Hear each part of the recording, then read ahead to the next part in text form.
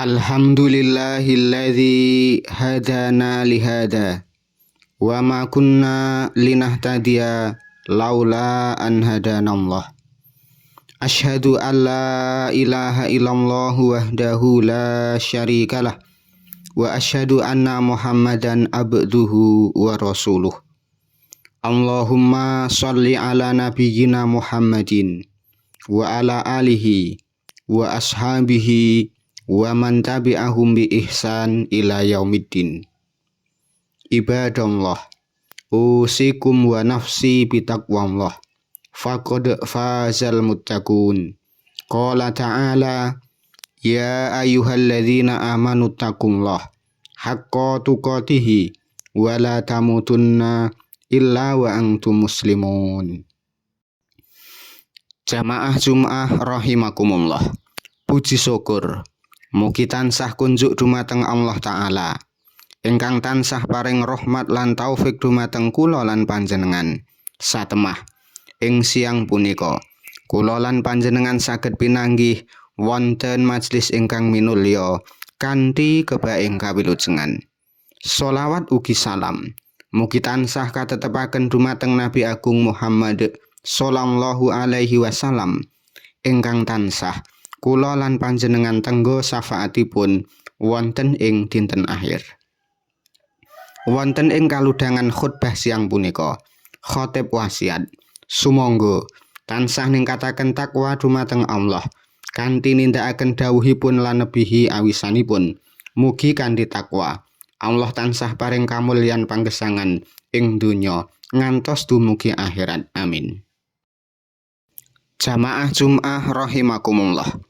Wulan Sawal menika boten ateges libur ngibadah.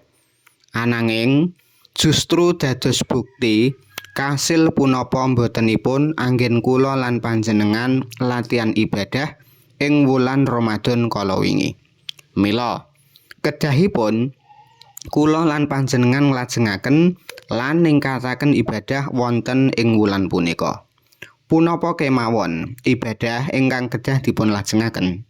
Sepisan siam sunah 6 dinten. Siam Sawal menika pinangka panyampurna ibadah Ramadan. Dalilipun inggih punika pangandikanipun Rasulullah, man shoma Ramadan suma atba'ahu sitan min Syawal kana kasyamid dahar. Sing sapa wengi nindakake poso Ramadan banjur nututi poso 6 dina ana ing wulan Syawal, mula dheweke kaya poso setahun utuk. Ingkang angka kalih, njagi qiyamul lail utawi tahajud. Supados semangat salat tarawih boten sirna, kula lan panjenengan kedah nglajengaken kanthi salat lail senadyan namung sekedhik. Allah Subhanahu wa taala dawuh, wa minal laili fatahajjad bihi nafilatan lak. Lan ing sawetara wengi nindakna salat tahajud minangka ibadah tambahan kanggo sira.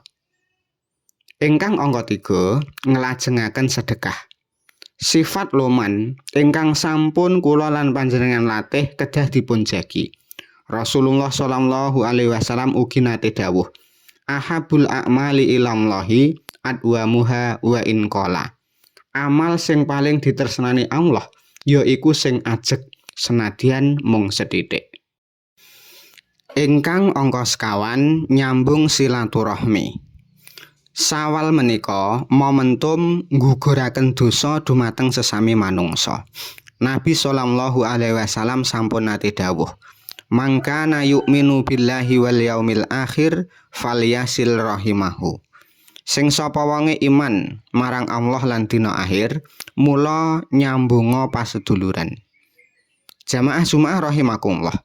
Pungkasanipun sumangga kula lan panjenengan ndadosaken wulan Sawal punika minangka bukti kasunyatan iman. Kanthi njagi istiqomah nindakaken siam 6 dinten, nglajengaken qiyamul lail sarta boten kendhat nindakaken sedekah lan silaturahmi. Mugi-mugi kanthi semangat peningkatan ibadah punika Allah Ta'ala tansah nggampilaken sedaya lampah kula lan panjenengan kagem gayuh kamulyan lan kawilujengan wonten ing donya sarta akhirat. Aku qouli hadza wa astaghfirullah li wa lakum wa lisairil muslimin innahu huwas samiul alim.